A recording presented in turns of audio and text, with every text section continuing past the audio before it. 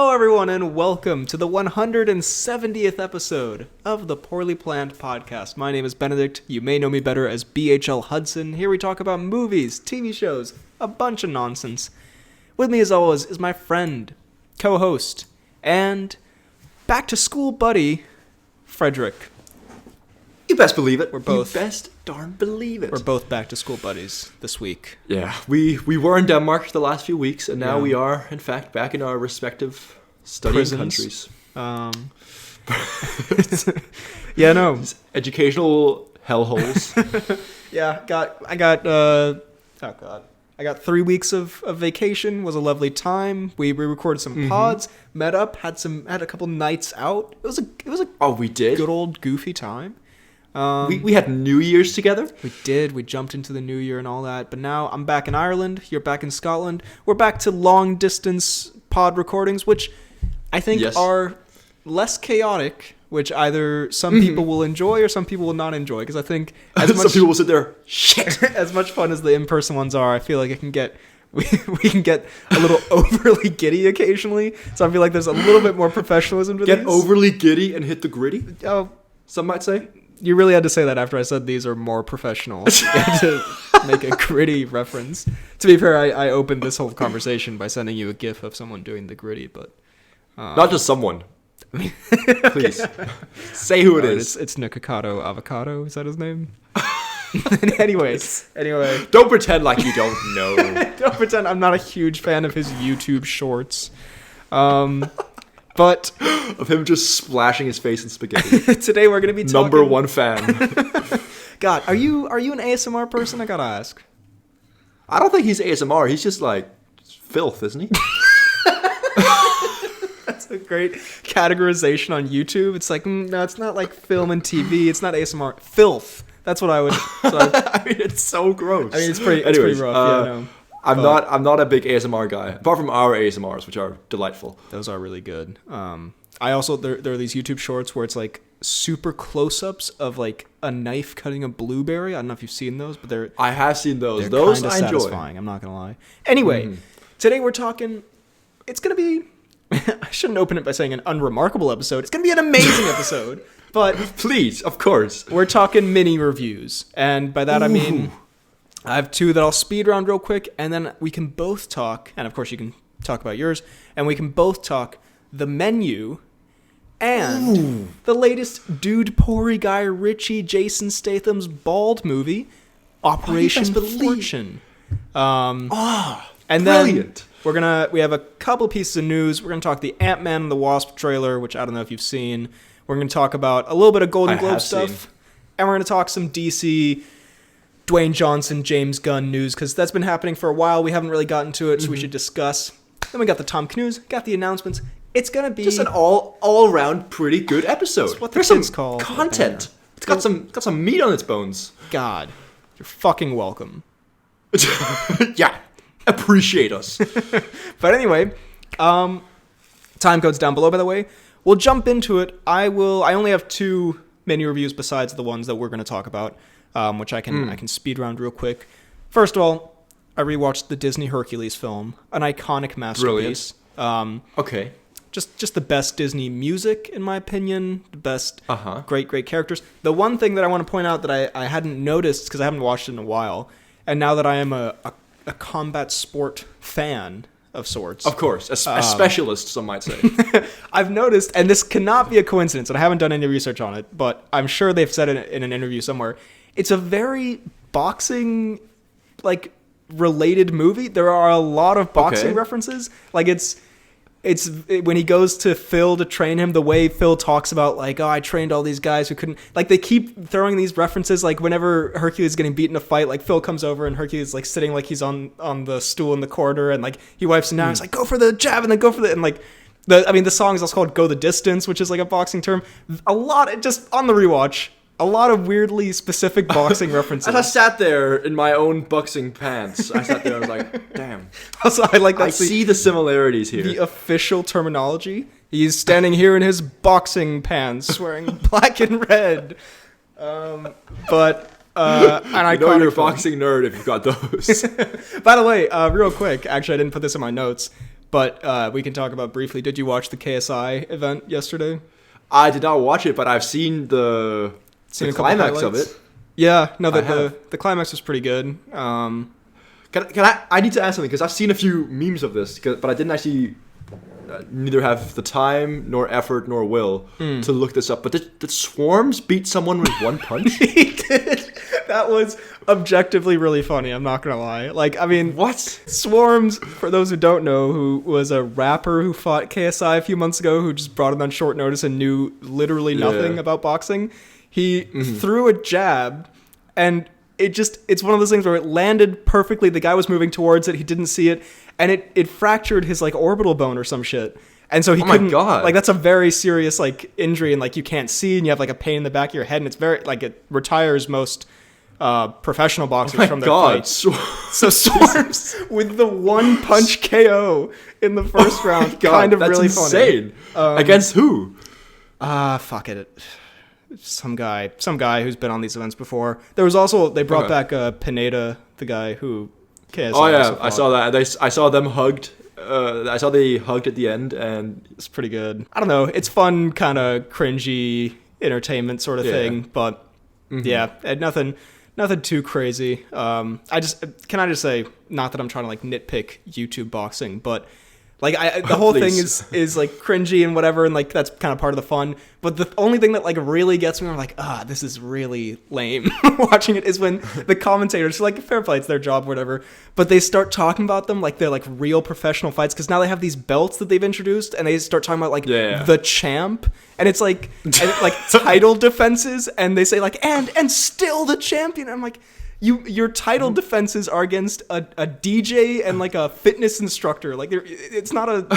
Don't talk about it like it's an actual. Your title defense is literally against Swarms, my guy. I mean, literally, you won 2 belts in one night fighting Swarms and some Mexican kid who like looks like he's never boxed a day in his life. Like, I don't know, that kind of stuff really. I mean, it makes me laugh. I'm just like, like, this is why actual fight fans hate this stuff. But I don't know, whatever. Can I just say again? Once KSI and Jake Paul fight, I definitely think Jake Paul will beat his ass. Yeah, no, definitely. But imagine if what he did. God, imagine if he did that. I mean, that's the only. Imagine if he pulls a Swarms. Imagine if he one punch orbital fractured him.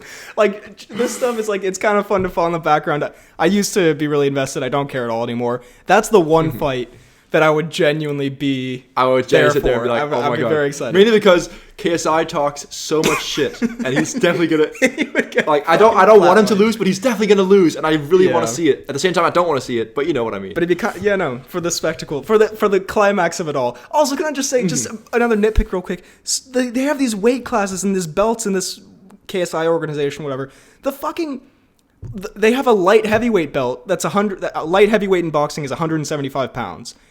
That's slim or whatever the fuck.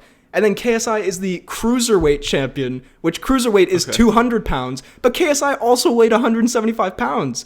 So it's like technically he's below 200 pounds, but he's nowhere near cruiserweight. Like, that's not the same. It's literally just like, have 2 different belts. It's so like absurd. I don't understand. Anyway, that's just been on my mind. I had to get that off my chest. After watching Hercules, I also realized that Hercules isn't the same weight as the gods, and that really did not sit right with me. I realized they never sanctioned the fight between Hercules and the multiple-headed demon.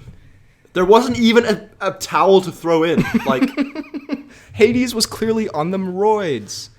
Hades had some iron in his glove. Anyway, yeah, that was my Hercules review. But yeah, that's anyway KSI and whatnot. KSI, yeah. I mean, again, silly business, but I do want to see this fight happen. That would be, yeah. They're saying the end of the year, so we'll see. So, let's see here. Just like 2 little, again, quick fire ones. I've been watching a lot of Modern Family. Still, not Family Guy. My bad. Modern Family Guy, that is. It's a Modern Family Guy. I have as well, actually. Crossover I'm working on. Wait, what episode have you just seen? It's just been like my background kind of like comfort show sort of thing. So I'm in like season 17 or something. I'm just like burning through it. Please. I'm in 19. Fuck. Wait, no, I'm in 19. Wait, no, I'm in 19 as well. What? Wait a minute. Okay. Wait, what was the last one? What? really needs to focus now. Wait, shit, this could be happening again. I kind of watched them while I'm falling asleep, I'm not gonna lie. The last one I think was Stewie.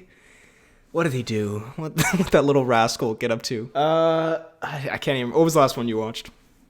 The last one I watched was Cutaway Land. Oh, yeah, that was like a few days ago I watched that. Yeah. Why are we on the same trajectory? That's so weird. We are on the same trajectory. On this show that we're watching on and off just randomly in the background. Our Family Guys are connected. What a lame connection to have. But yeah. It's so awful. It's... I kind of love it. I'm not gonna lie. It's so bad at times, but it's also really funny at other times. I don't know. Yeah, exactly. Like sometimes the gags go on for way too long. Yes. I was like, oh my god. Like I never want to watch it with. I never want to show someone it and be like, look, this is a thing I like, because you don't know if it's gonna be a good episode or a terrible episode. Me and my girlfriend, we watch it every time we eat breakfast in the morning, which is a terrible thing to start the day with. Great opening to the day, honestly. But so I've been watching a bit of that, and then I'm also rewatching, also with my girlfriend, The Boys, because she hasn't seen it. A classic. And halfway through season 2 now, and it's so good. It's such a gross yet amazing show. They said they're working on season 4 at the moment. They said that they're going to have the grossest thing yet in season 4. Not sure how they're going to top the termite in penis, to put it lightly. To put it very ambiguously. Termite crawling into the urethra, but yeah, excited to see it. Yeah, I wonder what happened in that scene. I don't know. Why are they so vague about it? Speaking of, I don't know, penis. There's probably a bunch of penis jokes in it. I watched Horrible Bosses. Oh yes, I saw your Letterboxd review. I thought it was okay, kind of low-key, kind of mid. I got a comment that was like rare BHLL, so I guess it's a beloved comedy. It was fine. Is it a beloved comedy? I've heard of it, but I've never seen it. Okay, can I just say, extremely nutty cast, with one exception. The one exception is it does star as the antagonist Kevin Spacey. That's an L on the film's part. I mean, not really. I mean, it's not their fault, but kind of unfortunate when he shows up that's like immediately takes you out of it. But here's the most horrible boss. Literally the most literal casting, the worst possible boss. But then it also stars. Let me just say, you have Sudeikis, Bateman, and Charlie Day is the main cast, and then Charlie Days. He's the guy from It's Always Sunny, the guy with the beard. You'd know him if you saw him. Funny guy. That helped me. Then the other bosses are Jennifer Aniston and a horrific performance from Colin Farrell, where he's in like makeup to make it look like he has like the most receding hairline. He's just like doing coke off strippers and stuff. Great stuff. Damn. And then also it has just the worst possible cameo. Where they're trying to hire. Oh, also Jamie Foxx is in it for a large part of it. And then the most horrible cameo where they're trying to hire a hitman to kill their bosses, and this guy shows up, and it turns out he's not a hitman. They've accidentally hired like a male prostitute who pees on people, and that person is in fact Ioan Gruffud. No, it's not Gruffud the Piss Man. Gruffud the Piss Master. Yeah, but I mean, look, as a movie, it's like it's pretty funny. It has like a couple funny moments, but it's not. I don't know. Maybe if I like, I don't know. It was just. It felt more like, you know, those comedies where it's like actors kind of improving and having fun with each other, and you more like you like it because you like the actors. Like an Anchorman kind of situation. Yeah, but even less so than that. Like it was just. I don't know. It was enjoyable enough, but I wouldn't call it like hilarious. But it was kind of a mid-time. I mean, you gave it 2.5 stars. That's kind of low for a BHL Hudson review. Yeah, I'm a very generous reviewer. I gave Free Guy 4 stars. So, like, what's up? So, like, sue me. So, like, come at the king. Come at the king. So late. Just complained about KSI's boxing events? Then... Yeah, I mean, these guys are talking as if they're real boxers. You know what they can do? They can fucking come at the king. They don't want these hands. They don't want to taste the smoke. I will swiftly move on to a movie that I don't think you've seen that came out called The Pale Blue Eye. Ooh. Starring one Christian Bale. Is he playing Edgar Allan Poe, or is he in an Edgar Allan Poe story? I can't remember. It's a bit of a mixy-matchy here because Edgar Allan Poe is his sidekick in the movie. No. God, You wouldn't dare. what an absolute degrading role to put like a historical poet in. I think, again, I don't know if this is true. It might be like, I mean, are you going to watch this movie? No, fuck no. Sorry, no offense. Okay, it's okay. Fuck that shit. Can I spoil it for you then? Yeah, sure. I have to say, All right. I want to say, I read a bunch of the Edgar Allan Poe last year for my English class, so I'm kind of like a So I'm kind of savant like, of I the- kind of see him in a very high regard. For him to be sidelined by Bale is truly a dishonor upon So him and his disrespectful. entire legacy. I hate this movie for it, and I shan't ever watch it. No, so spoiler warning. Bale plays a detective, right? It's kind of like Sherlock Holmes, where like the introduction of him is like, oh, you stopped this gang, you've solved this murder, you know, classic kind of Sure. detective. Bit of a Benoit. Little Benoit kind of thing. I'm gonna write a letterbox review, and I was thinking of calling him Benoit Bale. I think that'd be very Clever. Good. Very clever. Or Christian Blanc. It subverts expectations, you could say. Something with this panache. But so basically, he lives quite close to like a cadet academy, right? And so there's been a murder there. There's been a murder. And he goes there. It's a guy who's hung himself, allegedly, but then his heart's been cut out. And then it basically, and at this academy, Orwell is also there, like as a cadet. And then he kind of like asks Orwell to help him out in different things with like literature, because there's a bunch of like notes and stuff they need to decipher. Very like pretty good movie, not amazing, not bad. And kind of like, yeah, like obviously it's kind of like who done it. Is it about George Orwell and not Edgar Allan Poe? Am I just a complete idiot? Oh no, sorry. It's not Okay. Orwell. It's Okay, Poe. okay. For a second, I was like, oh god, I made myself look like such an ass once again.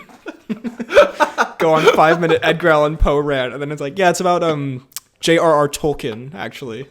No, that's my bad. I got my poets mixed up. Okay, So that cool. happens to me very often. No, so yeah, Poe is there. Which sounds weird to say. It's definitely a Kung Fu Panda movie. But so then it kind of like it's a kind of whodunit, like kind of decoding the mystery. It's solved. Then there's 30 minutes left. You're like, ooh, what's this? It can't be such a, because it is a bit of like a dragged out movie, right? So you're like, okay, maybe it's just like a really long and sweet ending. But then it's a whole twist on the entire thing, because it turns out that the people who, because basically the people who were found guilty of killing like different murders and stuff like that were then like they died in a fire caused by themselves and Bale, right? And it's then revealed through Poe, because Poe does a bit more digging, that the entire thing was actually Christian Bale who killed those people because they raped his daughter. Wow, that took a Yeah. It's a very bit of a dark dark twist turn. at the end, because it's like a very like not wholesome but kind of like satisfactory ending, and then like Bale's just sitting in his like winter cabin, and then Poe comes in and like reveals this thing for him. The entire movie is like kind of spun on his head and put on his head, and then Bale kills himself at the end. Huh. Yeah. There's a lot to unpack. So my biggest problem is still that they sideline the iconic Edgar Allan Poe. Just didn't register. So you're still stuck on the fact that I accidentally said Orwell. So you're telling me you cannot tell the difference here? God, that is a dark twist. Would you call it, having not seen it, would you say it was like an effective twist, or does it kind of feel a bit like, I would say it was. okay, huh? Because, like, basically, like, the entire thing is kind of that the villain's like, oh, we didn't think you would actually kill, because they're doing these satanic rituals, and they carve out hearts of the victims. They're like, we never thought you had it in you to kill, and they never say they did it, but they never say they didn't do it either, right? So it's kind of left like, oh, they Sure. probably did it. But then it turns out that they just carved the hearts out, and Bale got lucky because he killed the people, but then they needed like hearts for satanic rituals. Right. It's I think it's a little bit difficult to explain because it's quite convoluted, but honestly a pretty good movie. I'll be honest. That you probably won't. I mean, yeah, You probably won't watch now. I have had the entire thing spoiled for me, but that sounds a lot more interesting than what I thought it was. I thought it was just kind of like a boring. The trailer was not great. I'm not gonna lie. It looked kind of like a dull No. Bale's maybe Edgar Allan Poe, or maybe he isn't. But like, The greatest mystery of all. Who is Edgar Allan Poe? That sounds like actually pretty compelling viewing. Again, like if it weren't for the last like 25 minutes, it would be kind of just like a generic whatever movie. But then it makes it, I think. Damn. All right. Fair enough. Speaking of new films that have come out recently, we have both seen The Menu and Operation Fortune. One of them we saw together. Indeed. One of them we saw separately. Can I just say one thing before? Because these are probably the main two movies we're going to talk about. I've got one more that I think you will like that I've seen. I did in fact see yesterday. The Banshees of Inisherin. Ooh, there's a shout. What do we? Very good movie, right?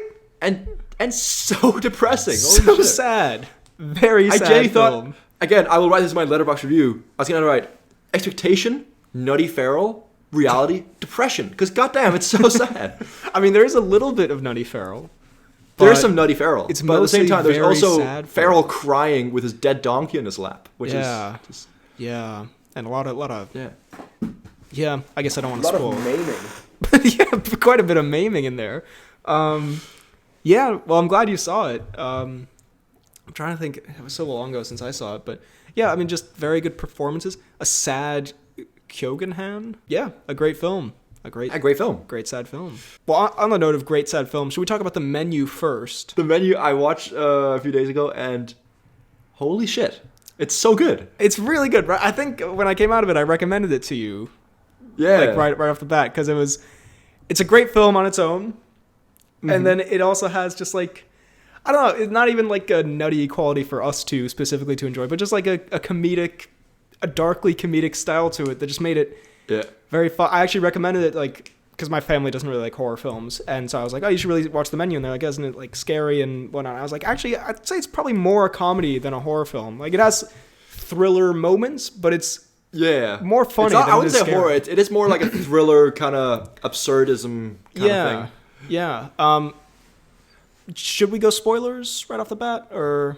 I think we do. All right, spoilers for The Menu. It's great. You should watch it. If you don't want to know spoilers, you can skip ahead down below.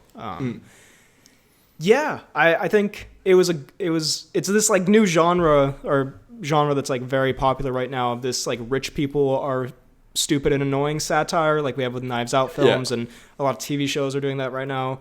But this was one of the more effective ones, and as much as I love Glass Onion, watching this afterwards, it almost feels like, I don't know, this Glass Onion is terrible. Like it would see that Benoit is in fact the imposter here. There's like a little bit, not that it's super subtle, but there's a little more, I don't know, edge to the satire in this one, I feel like. Yeah, I'd say so. But what'd you think of the Fiennes, first of all? Big Fiennes performance. Fiennes, honestly, love the Fiennes. And like, obviously, like he's a creepy guy and stuff like that. But towards the end, I'm also like, oh, I like the Fiennes. You know, like when he makes the cheeseburger, I'm just sitting there like kind of, it's a bit of a wholesome moment as well. Yeah, I mean, finally he rediscovered his love for food. Yeah, I think it's also a really like unique and an interesting story about, like, obviously he's in the wrong for like murdering all these people, whatever. But like, there's also the way they present it with, you know, how unlikable they make some of the other characters, and also like how, in this over exaggerated way, the expectations of all this like rich people bullshit chef stuff has like totally like driven him crazy, basically. Really well performed from the Fiennes. Such a good Fiennes performance, yeah. And the Nicholas Hoult, also great. Just also amazing. I sat there like, God, what is wrong with this guy? Yeah. No, it made me laugh. I mean, and maybe one moment that wasn't supposed to make me laugh necessarily, but when Fiennes makes he hung himself. Well, not exactly that, but when Fiennes makes him cook in front of everyone and he fucks it up, whatever, and Fiennes whispers something to him, it's just the idea that Nicholas Hoult made such bad food that Fiennes just leans over and whispers, "Kill yourself," and then just walks away. It's kind of just very funny. It's like, he really does his best. You should end it all. Literally kill yourself. Get out of my kitchen. Which is, I mean, basically what happened, but probably exactly what he said. But no, like I love it seems we've been a new chopping technique we've been blissfully ignorant to or something. Yeah. And Anya Taylor-Joy was great as well. She was. I liked her. Really good. her whole like arc and the stuff with the fines, and I don't know, yeah, like it funny, scary, not even scary, but like unsettling when it needed to be. Yeah. Like when she like, I don't know, like I think the build up was really, really well done in this movie, because like even like from the very first thing you can kind of see like, oh yeah, something's kind of off, but then it's more gradual than instead of just being like fully just into madness, you know? Like when she looks outside, when she's in the bathroom and she sees the angel wings, I was like, ooh, got a little bit of goosebumps there. Yeah, you're in this kind of film, you're kind of waiting for the moment where it's like, and I mean, I heard some theories that was like, it's all like they're cannibals, they're eating people or something. Like you're waiting for that big reveal, and the fact that it's like they can tell something's weird, and then like the guy shoots himself, but they're still like unsure if it's a performance or it's not, and then just they basically like just all realize like, oh yeah, this is fucked. Let's deal with it. Yeah. It's just incredibly paced, and I don't know, like I can't think of a negative for it really. There weren't really many negatives for it. It was just a really like engaging and fun movie. If I can, even. Sorry, go ahead. Go on. No, go on. I was gonna say not a complaint, but just a point of confusion that maybe you could enlighten me on. But please. Also, can I ask the beard scratches? I can see. Oh, of course. It's okay. I could just see stroking that thing, and I was like, not in that way, people. God. Sorry. I saw you stroking that thing, and I had to tell you to stop. Podcasting is the ultimate boner pill. But the creepy guy who hired Anya Taylor-Joy to pretend to be his daughter. Yes. His wife, what did she do to deserve to die in all of this? Because she's there as well, and she seemed pretty, maybe I missed something, but she seemed like she was pretty innocent in this whole thing, and she was just like sad about... I guess, I think it was also like more of a, I don't know, just because they're together, they're the like the customers who always come and they couldn't name one single dish or something like that, which kind of proves that they're like... What I don't understand is why the actor's assistant had to die. That was probably my funniest, like one of the funniest things where it's like, what school did you go to? Yeah. Brown? Do you have student loan? No.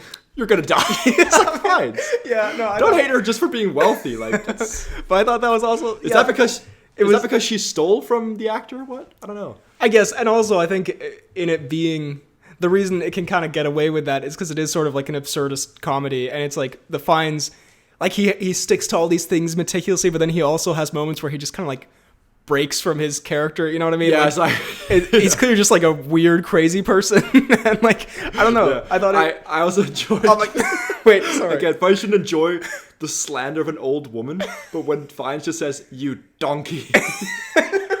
Also, I'm sorry. Can we talk about the Fines penile stabbing? It wasn't penile. I thought it was penile, but it was in the thigh.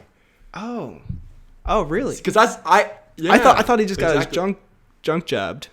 The classic Fines junk jab. I thought that would make a lot more sense, but I think he did just get stabbed in the leg because that was kind of like the thing he did to his dad, where it shows the right in the thigh. In that way. Yeah, I thought he should have been stabbed right in the old Ray Fiennes cockaroo. Thought you were gonna come up with some really clever Fiennes penis pun there, but just the Ray Fiennes cockaroo. Yeah, okay, I guess that's my bad, but okay, well, sorry, 0 out of 10 that movie moment for you.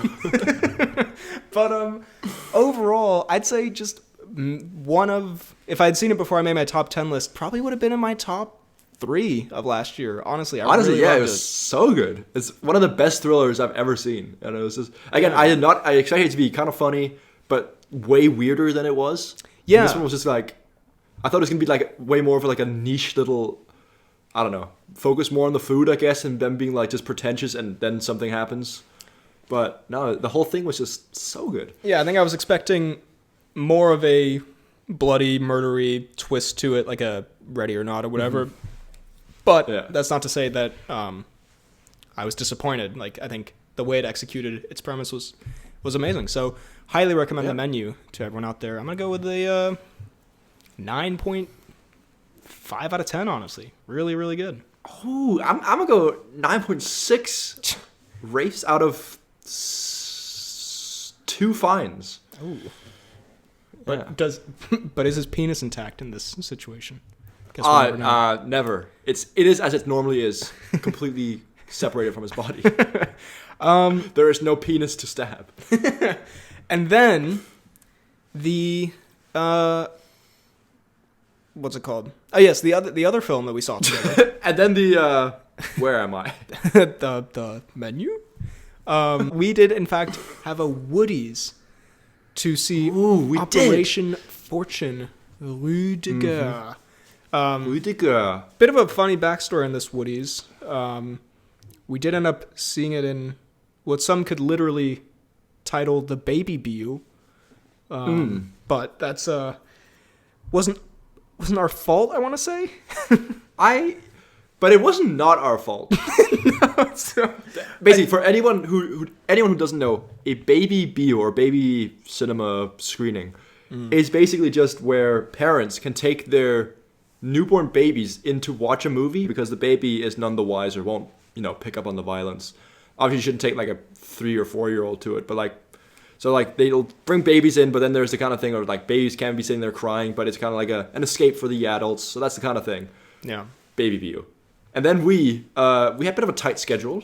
Yeah. And then we did want to hit another Woody before we both headed off from Denmark. And so we looked at the times, and the one that suited us the best was, I believe, was it 11 in the morning? It was an 11 a.m. 11 a.m. 11 a.m. Screening of Operation Fortune Rue de Guerre. Yeah. In the baby view. In the baby view. So we hit a little breakfast Woody, breaking with tradition of it being a dinner. We had some delicious crepe pancake type situation. It was so good. Pretty good. And then, yeah, we went for it, and we were just like, you know what?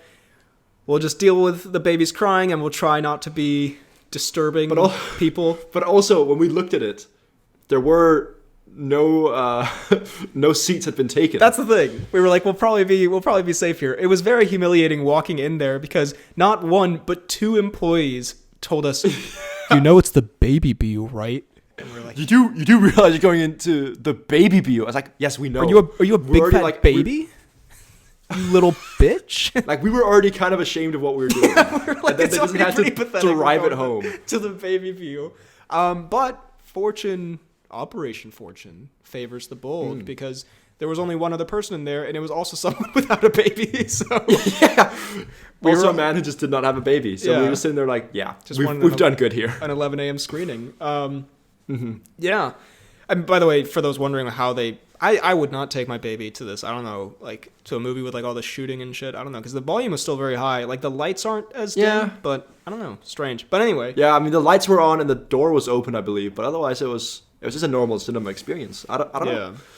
But Operation Fortune, the latest Guy Ritchie film, it's such a weird release for this movie. I think it was supposed to come out several years ago.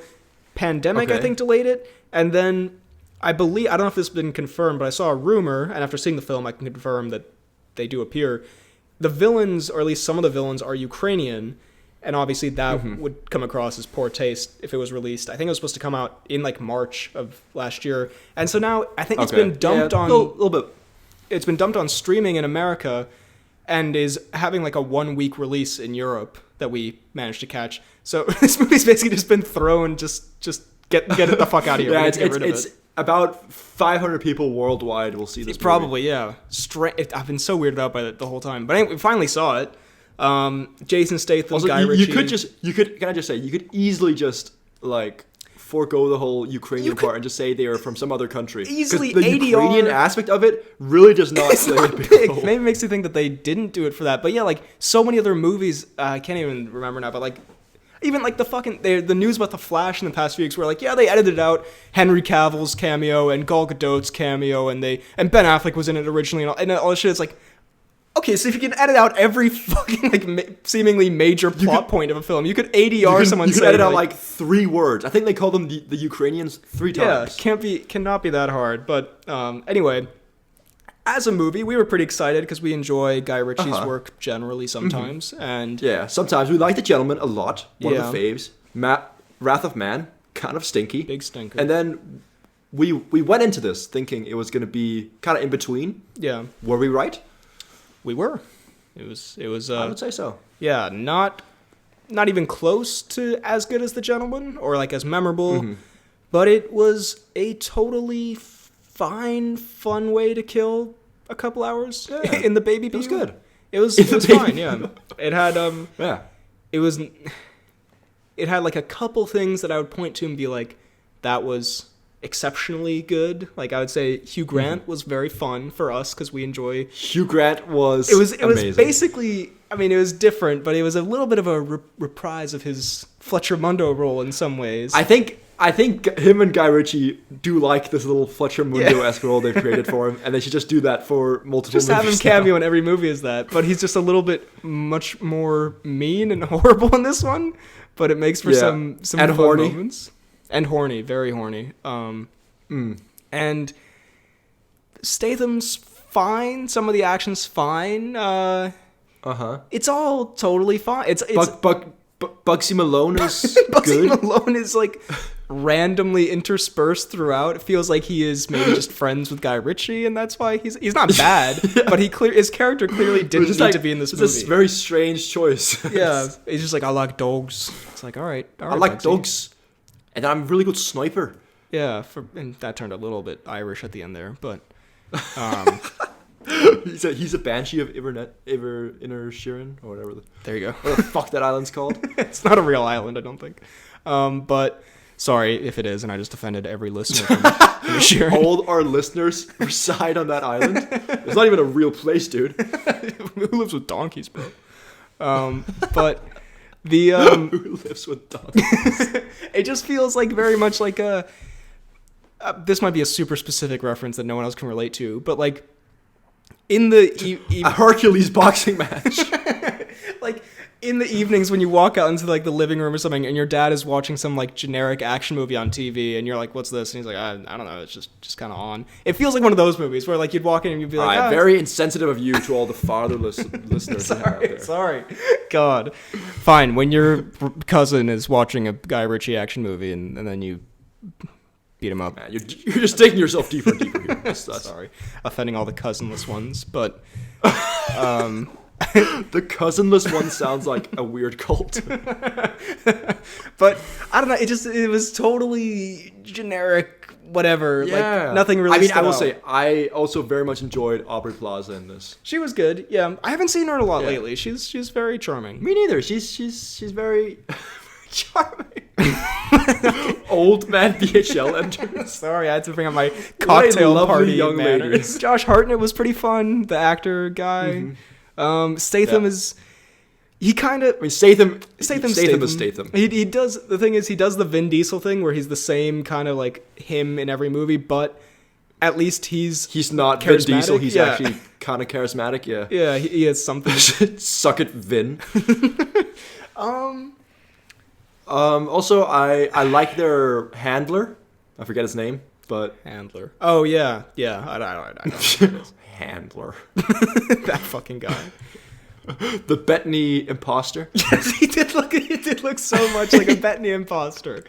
God, that should be his legal name, Bettany M imposter. What does the M stand for? Bettany. So stupid. I'm gonna look up who it is now, just so we can. Gets really giddy. I'm gonna find his real name. Carrie Elwes. Yeah, you're Bettany That is a massive imposter L. from now on. Sorry, Carrie. Bettany imposter. I don't know why I think that's so funny. It's definitely not. One of the lamest things. You're Bettany imposter now. Yeah, it was. Was there like a weird cameo in this? Yeah. I feel like there was a weird cameo somewhere. I mean, I guess Big Dave is in it, that counts as a weird cameo. Big Dave is in it. It's the weirdest cameo. I do feel like there was a weird cameo as well. It was Statham the whole movie. Yeah, I honestly don't have much more to say. Just a thoroughly okay movie that like I wouldn't say was bad, but I certainly, if it was in cinemas, which it isn't, I wouldn't recommend that you like run out to see it. Yeah. Also, one of the most sexually confusing lines in cinema. They call me the cocktail master minus the tail, and then Grant absolutely just you could hear his jaw crack. That was a great moment. Aubrey Plaza's like pretending to flirt with Hugh Grant, and she's like, they call me the cocktail master minus the tail, and Hugh Grant just pulls just such a face to it. I don't believe what I just He can't fathom the riz that just came his way, so it's great. Truly awful way of describing that. He could not fathom the riz that came his way. I don't know why that sounds like it's from some poem. The riz that came his way. Alternate title for the pale blue eye. But yeah, I'd say like a solid 7 out of 10, 7.1 out of 10, 6.9 out of 10. I'll give it a around there. I'll give it a 7.2. Yeah, Just to best you. fuck. Yeah, Shit. pretty good. No, actually, good. Fine. Should we do a little bit of news? Also, I feel like I kind of cut you off when you were talking about Banshees of Inisherin. I'm sorry if you had anything else you wanted to say about that. It's just been on my mind. I was like, damn, he was all excited that he'd seen it and everything, and I just kind of like smacked him down a little bit. This entire podcast. Just been sitting there. Am I a bad person? God, am I a shitty host? And worse, a horrendous friend? I don't think I had much more to say on it. Okay, fair enough. I gave you a Don't chance. worry about it. That's all I needed. I will cry tonight, though. To your Colin Farrell body pillow. I told you that in confidence. Did you see the round table, by the way, of Colin Farrell, Adam Sandler, Brendan Fraser, Austin Butler, a couple other people, I think. They were all just sitting around talking. It was actually What is really this good. fever dream you've had? It was this like video on Pornhub, I think. No, it's like a thing that they do. The Hollywood Reporter, they get like a bunch of actors and they sit around at a table and just like talk about shit. It was actually really good. I'd recommend it. They get very, very deep and very... I have not seen that, no. Well, anyway, speaking of nothing, actually, speaking of that thing, because he was on that table, we can talk about the Golden Globes real quick. I don't have much to say except for one. I have not really heard much or seen much. I think one pod-worthy thing, I think Marvel won its first acting Oscar for Angela Bassett in Black Panther Wakanda Forever. She is... Angela Bassett the mom. is... Wamanda Forever. Okay. So what she said when she went up there, she leaned into the mic. Wamanda Forever walked off. Banned from the Academy forever. Worse than Will Smith. Wamanda forever. I don't think it's a award-worthy performance. I guess it's like kind of to honor... I think she's got one screamy thing where she's like, have I not given everything? Yeah. Like, okay. And she does faceplant in the water that one time. Then she does hit that... I mean, like, I think it's meant to like kind of honor the Chadwick Boseman thing, which is nice, but I don't know. It is nice. Yeah. Good for her. Good stuff for Marvel. And then, and I'm sorry if I mispronounced this, Ki Hoi Kwan from Everything Everywhere All at Once won for Best Supporting Actor, I guess, who is also played Short Round in Temple of Doom. Ooh. And he was in The Goonies. And he just gave a really lovely speech where he was like, he just seems genuinely, if you watch the speech, I think you'd like him a lot. He just seems like the most genuine, nice guy. And he's just like super excited. And he talks about how like he thought his acting, he was never going to surpass being in Indiana Jones and what he did as a child. And now he's here. And it's just super wholesome. And he thanked Steven Spielberg and he thanked his wife. And just a very beautiful video, so you should check that out. Did Spielberg direct Everything Everywhere All at Once? No, but he directed Temple of Doom, so I thanked him for like giving him his start. Kind of like a little gateway into the because he was there as well. World, as they say. I think he won Best Director. So yeah, big Spielberg night. Did you see the trailer for Ant-Man and the Wasp: Quantumania? I have, and I can just say, I wish I hadn't. I'm gonna put this out there. Bad trailer. Real bad. Bad trailer. And spoiled a lot. Spoiled way too much. I think first trailer, perfect. Really good vibes with the song. Get a little tease of the Kang. The first trailer is one of my favorite Marvel trailers of all time. I got goosebumps every time I watch it. Now, Stinky. Ugh. Stinky. First of all, spoils just a couple little surprises, like MODOK, spoils like that the giant head thing in the chair, and just like other characters that are kind of showing up. Doesn't really need to be in the trailer. It would be more fun to see that in the movie. Spoils like a bunch of visuals and action scenes and kind of like just little moments. Scott Lang, 2 of him, and a ton of Scott Lang's as ants making like an ant pile, whatever, which is less egregious because I get it. It's like a visual for the trailer. But then the big one. Go ahead. What's his name? Kang? They spoil that he's a bad guy. Like, I mean, yeah, it was kind of like, you kind of like, I don't know. He's going to be the bad suspicion. guy. But at the same time, I like the kind of mystery of it in the first one. The thing is, the thing that I really am annoyed by, because like I get it if you need to show him fighting Ant-Man, whatever, to have like an action shot, fine, whatever. But the fact that they put in like specifically like they're making an arrangement, get this thing for me, and then I'll do this thing for you, and then they put in a line at the end where Scott Lang's like, "We had a deal." Why the fuck would you put that line in the trailer? I think maybe a trailer person thinks like that sounds like a cool, impactful line, but if you think about it.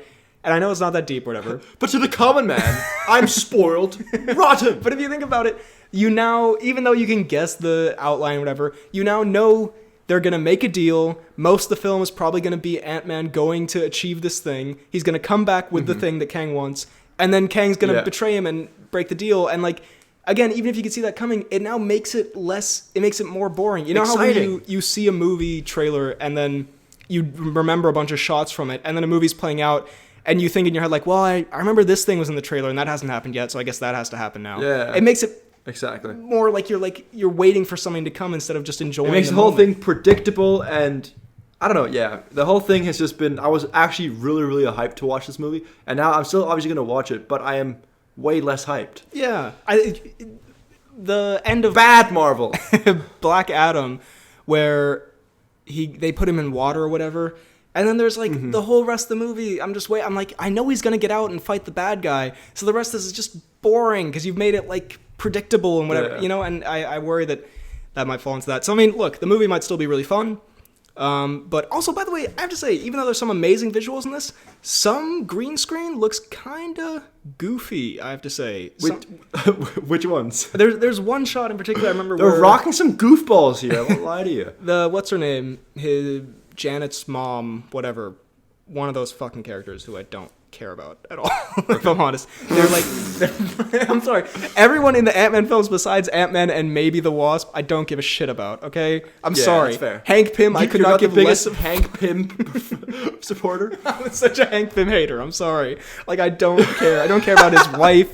She should have weirdest thing to be. She should have stayed in that role. With one phrase, Hank Pym hater. They should bring back whatever the guy, his friend was from the first one, who got the van. I got the van. They should bring him back. He was the... Michael Pena. Yes, he was great. But anyway, there's a shot where she's riding some, quantum butterfly or some shit, and it looks real bad. I don't know. A lot of it looked good, though. I'm nitpicking on that. Again, such a fever dream sentence. She was riding this quantum butterfly, and that shit looked real bad. Still excited. Yeah, not great. But not great. Exactly, still watch it, but definitely many steps below the first one. An L for Marvel. L for Marvel. And finally here, we can briefly just do this, just because some of it's interesting, some of it's really funny. Should we talk about the DC catastrophe and please, what's going on there? We need to address the elephant in the room here. Which, for the record, could turn into the DC greatness. If this is done well, it could be fantastic and could turn this franchise into... I was listening to The Weekly Planet, and they were saying that it could, if this is done well, like, it could be bigger than Marvel, because these characters are so iconic, and if you just made good movies with them, they'd be really popular. But right now, it's a bit of a mess, and it has been for, like, the past 10 years since it started. But James Gunn has taken over the DC stuff, along with some other guy, I think Peter something. Peter Safran. Dinklage. Yeah, they got renowned Hollywood producer Peter Dinklage involved to write the ship. But Peter walks in. All right, it's time for some changes, boys. Fires everyone, makes himself the star of all the films. He is the Makes new himself Catwoman. Superman. Wonder Woman 3. You say he is. Wonder Woman 3, Return of the Dink. God. To be fair, I would watch the fuck out of a DC movie where Peter Dinklage plays every character the Nutty Professor style. That would be so good. A one-woman show, but it's Peter Dinklage. But basically, they're restarting everything, which is a bit of a mess because we still have films coming out like Shazam and Aquaman that are set in this world. But they're starting over. So Henry Cavill's out, Ben Affleck's out. Apparently, by rumor, I think Patty Jenkins was going to do another Wonder Woman movie, and they didn't. And they said we don't Nah. nah, fam. They wanted to rewrite it or something, and she was apparently allegedly insulted by that. Which, for the record, if that is true, I would say you should have taken the rewrite. Your last Wonder Woman movie sucked huge ass. If I'm just being honest. In support of Patty. I'm sorry. What have you seen Wonder Woman 1984? No. One of the worst movies I've seen in years. I'm not even kidding. Would be one of my top 5 worst superhero movies. Straight up garbage. But does Pine come back? He does. He does. Right? Yeah, but then I think he dies again at the end. Which is such a dumb classic Pine. Classic Pine. But yeah, basically, so they're gonna keep, they're gonna let Todd Phillips do his Joker stuff and Matt Reeves' Batman. There was a rumor that they were gonna make Matt Reeves's or Robert Pattinson's Batman the main Batman, but he said James Gunn said that's not true. They're probably gonna keep Peacemakers being made and maybe the Suicide Squad, but I don't know how you keep some of it and then reboot some of the others. James Gunn allegedly. Sorry, go on. I mean, because it's Peacemaker is so separate from the whole thing. I think that still works. What about Momoa? Are they keeping Momoa in? So apparently they want Momoa to stay, but not as Aquaman. They want him to play Lobo, allegedly, who's I don't know if you've heard of him. He's a character who Momoa would be great for, by the way. Is he the guy with the kind of wolf / lion he's pelt on his back? White, and he has the motorcycle and shit. Okay. I can see it. But, I mean, a lot of this is unclear. Apparently, James Gunn might be writing the next Superman movie. They want to go with a younger Superman. There was a rumor that he shut down that it was going to be Nate Jacobs, which I would not like, I'll be honest. Who is Nate Jacobs? You haven't seen Euphoria, have you? No, I've not. He's the guy. It's not... Okay. He's the main guy. No. Yeah, no, he's no, thank you. But... genuinely... Why not get Peter Dinklage? Honestly, I'm really here for it.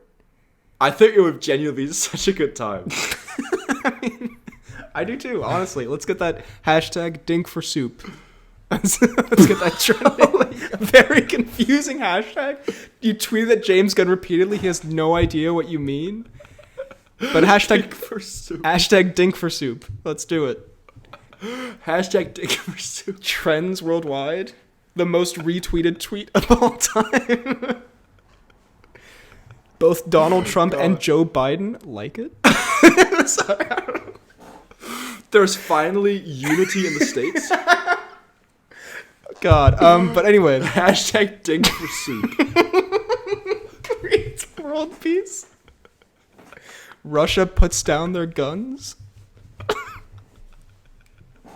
Jesus. Global warming is no more. If someone okay, I know we're not supposed to request things for the fan page, but please, someone write to James Gunn and make this happen. If someone could Photoshop, it doesn't have to even be good. Dinklage's Superman, I'd really like that. Or just a Joe Biden tweet, hashtag Dink for Soup, please. That'd be good too. But yeah, anyway, there's a lot of confusion, and he said he's gonna. To be fair, he's been very trying to keep people updated and being communicative. But we'll find out more stuff in the coming weeks. But I think we should also real quick talk about, which we've touched on briefly, but it's absolutely hysterical. And this is, I would say, the first very public L that Dwayne "The Rock" Johnson has taken. Because he's usually a very well-oiled PR machine, as well as just a well-oiled man machine. So he normally doesn't find himself in a situation where he I really try to just let it go. comes across as a well-oiled man machine. as not in control, as trying to damage control, as kind of I kind of want to say pathetic almost, but I mean it's just really. You don't often see this well-oiled man machine be pathetic, but here we go. But he basically has been trying to say that, you know, there was a report that Black Adam was gonna not make any money, basically not turn a profit, and then that was from Variety, and then Deadline wrote an article about how it will profit, which Dwayne Johnson then tweeted out with a bit of a like, again, like things that he's a sass to it. Bit of like a try hard, like, no, look, I am. We did make the most money, but also if you look at the article, it makes a weird comparison to the first Captain America film, which doesn't hold up upon further investigation, and it mentions that it will make up money in merchandise, which does not count as box office money. Like, that's just an irrelevant. It's like, well, you know, we made this much at the box office, but also we're gonna sell a bunch of Dwayne Johnson t-shirts, so if you think about it, we actually but also I've just started my old sandal company. But also the Dwayne Johnson OnlyFans is gonna be booming in the coming weeks. I'd pay. God, I would pay. I'd pay millions. God, just for one all right, cheek. let's make it happen. Single cheek. You can just go to Ballers, get 2 cheeks. God, you're right. I just need an HBO subscription. That's my Dwayne Johnson OnlyFans. But anyway, then a bunch of other stuff has come out that's been either like, I'm gonna say rumored and alleged because I haven't done enough research to like say how much of this is legit. But apparently, Dwayne "The Rock" Johnson kills James Gunn. I'm just gonna say it's rumored. I'm not gonna say it's for sure. No, it's like he apparently.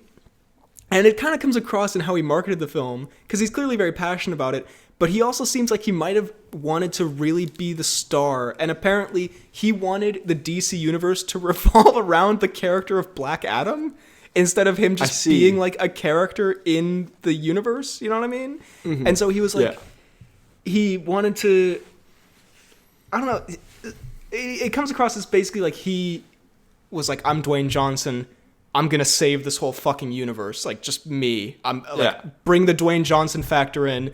It's gonna like destroy the box office. It's gonna work, trust me. And now that it didn't flop, but it certainly did not perform as well as they imagined. Like, I guess he's just embarrassed, or and now he's like, what box office did it bring home, the movie? So it made 300, somewhere around. Almost 400 million worldwide, which is not great for, you know, like for a big superhero movie. Yeah, like a low tier Marvel movie these days will do like 600 to 700 million. He compares it to the first Captain America, which did around the same money, but the first Captain America was in 2011. It wasn't trying to kick off this entire Dwayne Johnson saga. It also, if you adjust for inflation, made much more money.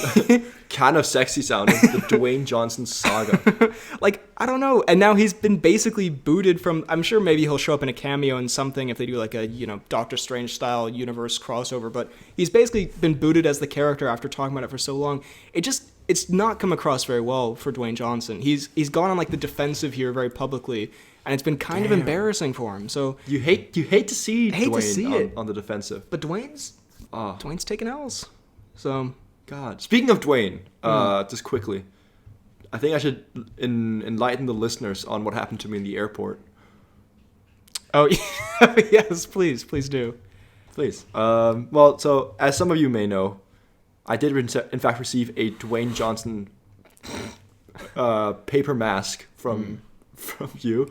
Yes. And great Christmas present. Brilliant present, honestly.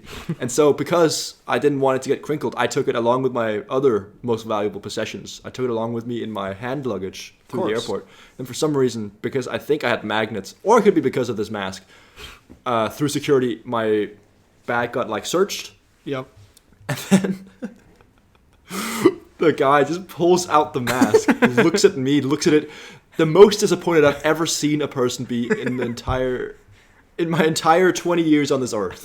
And then he just goes in like a deep Danish voice, he's not even a good actor, man. I was like, how do you come back from that? Just I just stood there pure like shame. That is I'm sorry to hear that I got you detained by security, but also, in fairness, given the cargo you were carrying, very appropriate of them to do so. Very appropriate, yeah.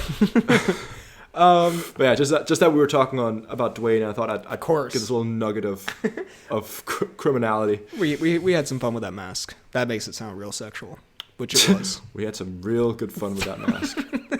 Y'all don't want to know. That's on the poorly Y'all don't even planned. want to know what happened with that mask. After dark. We're gonna move on now. It's time for the Cnews.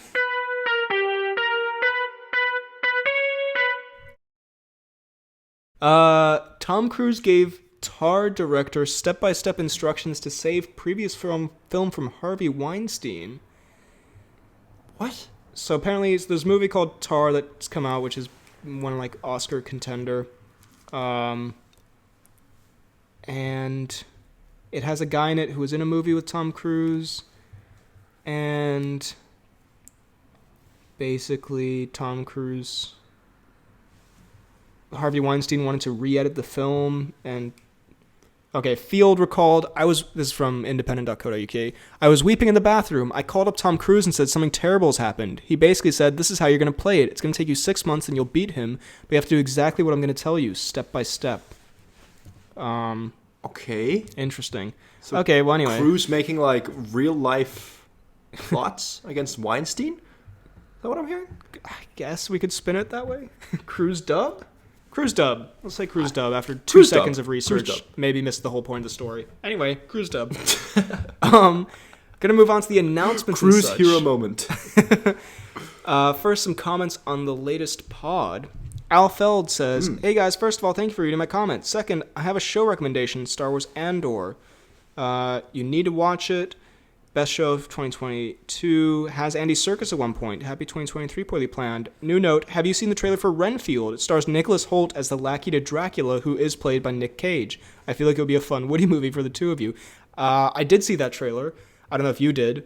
It looks quite nutty. I have not, no. Nicholas Hoult and Nick Cage in a Dracula comedy. Could be a shout. I like it. That sounds quite good. And we have gotten a lot of comments to watch Andor, so I may have to get on that at some point. Yeah, me too. It's in the Mandalorian, it's like Star Wars universe. Yeah, but like, apparently do we have to have watched all the other movies? No, it's apparently the guy from Rogue One, right? It's like a separate thing that's like better than all that. That you don't have to have all the context for. All that jazz. All that jazz. Josie says, that is actually crazy that Freddy didn't hate on the kid in Violent Night. This really is the new year. Very good. I mean, I won't lie, the kid wasn't terrible. I didn't hate the kid.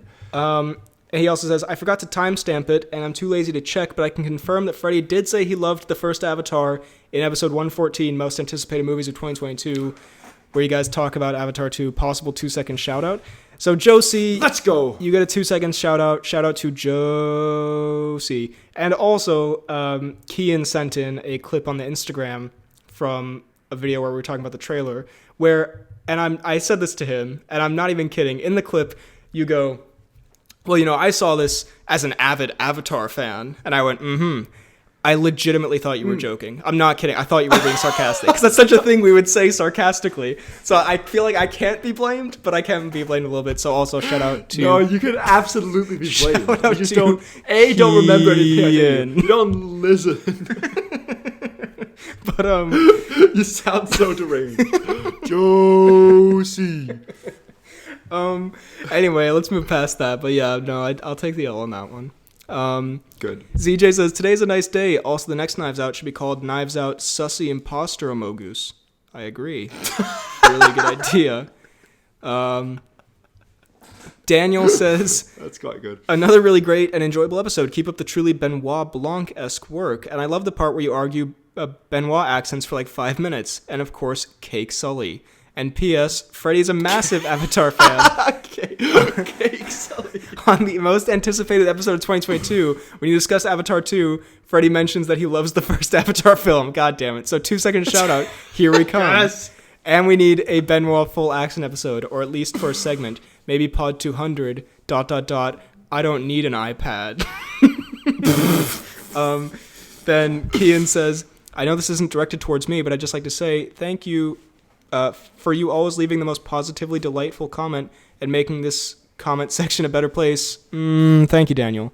And Daniel says, thank you, Daniel. Thank you so much, Kian. You do the exact same thing. So keep doing what you're doing. Lots of positivity going on here. God. Love to see it. Love it. We do have to say, thank you, Daniel. And also, shout out to Daniel at the movies. Bad idea, this God, was. can I just say, what an uproar you've caused. And everyone just people came to your defense. To my aid. My bad. Yeah. Royal Deluxe says 169 looks like I came right on time. Not sure what to make of that one, but what in the world? Do your thing, I guess. Jaden says the Poorly Planned podcast. What a long-nosed BHL sweaty boy Freddy joke. True. Can't deny that. Speaking of Edgar Allan Poe. Speaking of greatest poets of our generation. And Sean Grant says, random episode suggestion, but would be cool to see you guys do a Rocky Creed movie ranked episode before Creed 3 comes out. We may do that, although I may or may not also be working like a bit of a shout. On a best and worst video of Creed movies and Rocky movies. Well, fucking scrap it. We'll see what happens there, but that could be a shout. And then we did put out the triumphant return of the Ben and Fred Watch series. We did. I saw you put it out. So let me just see the comments here. This blew my mind, by the way. NMS says, a wonderful birthday gift. Absolute Cinema, the movie's pretty good. What? Back when Dwayne Johnson would actually pick interesting projects, he would never play such a morally questionable character these days. And Daniel says, happy birthday, NMS. So can I just say, we made this Ben and Fred Watch specifically because NMS requested it so many times. And by sheer coincidence, we put it out on his birthday. I refuse to believe it, but... That is... No way. It must be just around his birthday, but what the hell? That is insane. If it's true, I mean, even if it's around the birthday, happy birthday, NMS, and you're welcome, I guess. That is insane. What a brilliant time. Coincidental. What the hell? That's a Family Guy-esque connection. Yeah, let's go. But glad you enjoyed. Daniel at the movie says, what a film. A fantastic Ben and Fred watch. Can't wait for the next installment. Hashtag insane Dwayne. Thank you, Daniel. Hashtag insane Dwayne. Al Feld has some suggestions. Spectre, Robin Hood, Mission Impossible 6, any MCU movie, the Lego Ninjago movie. And Jaden says Logan Lucky would also be good. Great ideas right there. And Movie Boy suggests Jack and Jill, Jerry Maguire, Grown Ups 2, Catwoman, Morbius, The Suicide Squad, 50 Shades, Hitch, Inglourious Bastards, and Twister. A lot of great ideas here. I wish we still lived around the same place, because we would pump these out pretty regularly if we did. But all great suggestions, and we will have some more of those. Don't you worry. Movie Guy says Dwahlburgers. Very good point. Very poignant. And Lucas says, do Silence by Pat Collins next, please. And Lucas is, in fact, a friend of mine from film class, and Silence is, in fact, a film we were forced to watch that I avidly hated. So I see. I've been memed a great on gag by your boy Lucas. in my own comment section. Very disrespectful, but thank you, Lucas.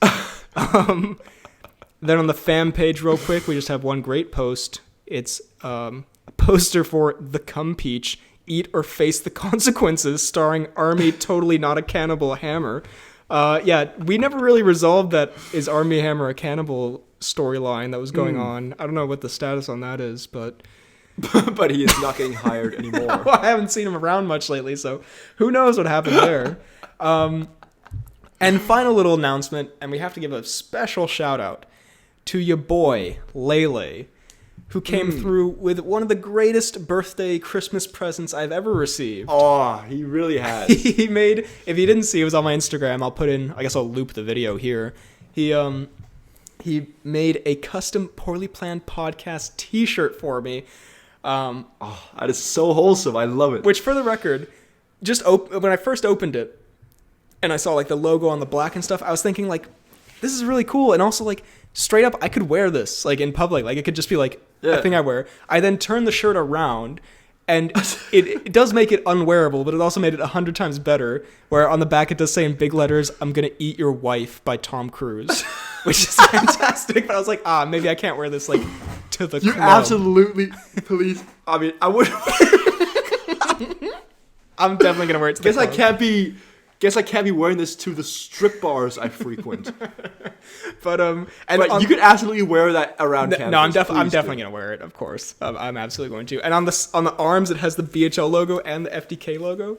So that is delightful, and it fits perfectly. It's a great shirt. So incredible stuff from Lele. Shout out for that. Thank you. It was an amazing gift. And I'm off to wear it. I'll send a picture every time I wear it. But thank you very much for listening. That's the episode for this week. If you enjoyed, drop a like, subscribe, hit the bell button on YouTube. Leave a comment down below what you thought of what we talked about, what you thought of the episode. All good stuff, all the memes you want, great things. You can also check us out on Spotify and Apple Podcasts. Leave a 5-star rating, a nice review. Tell your friends about the pod. Tell your family about the pod. Tell your mailman about the pod. I'm sure he'd be interested. Please. You can find me on YouTube, BHL Hudson, Instagram, Twitter, BHL_Hudson, TikTok, BHL Hudson, Letterboxd, Real BHL Hudson. You can email the pod at bhlhudsonvids@gmail.com. All these links are down below. Ooh, you can find me on Twitter at FTK_DaltSniper. You can find me on Instagram at Fidalgard. You can find me on Letterboxd at FTK_Thwilms. And you can find me on YouTube at FTK Space Gaming. Thank you very much for listening, and we will see you next time.